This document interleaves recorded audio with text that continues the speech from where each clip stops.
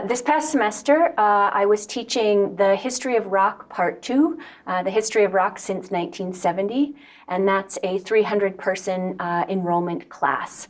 And for me as a lecturer, I struggle with a model where I would just stand up and talk at the students for an hour and 15 minutes. So I was trying to figure out ways to engage the students, but in the context where there are 300 of them.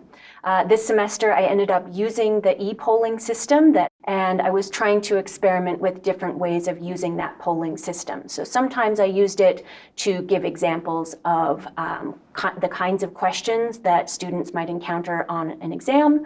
And at other times, I used it to poll them about their experiences. For instance, how many people are still shopping in an actual record store.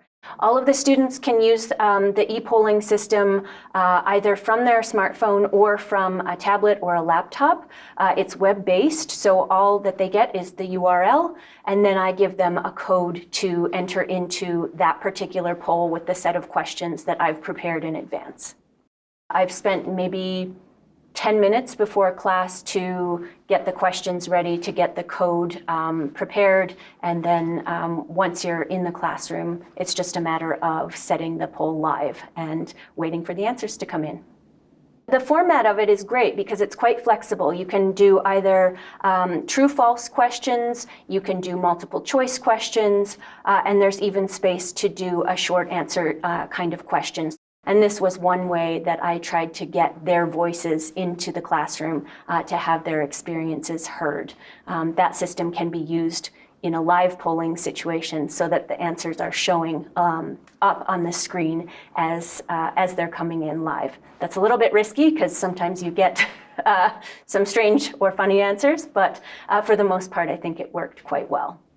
I think for some students it worked really well, and I think they found it quite engaging and were happy to have their voices included in the class. And for other students, I think there maybe were questions around limitations of attendance, etc. I would continue to use this system. I think it's flexible enough, and there are different possibilities for how you could incorporate it into a class. And I think the rewards really outweigh any kind of detracting effects that you might consider.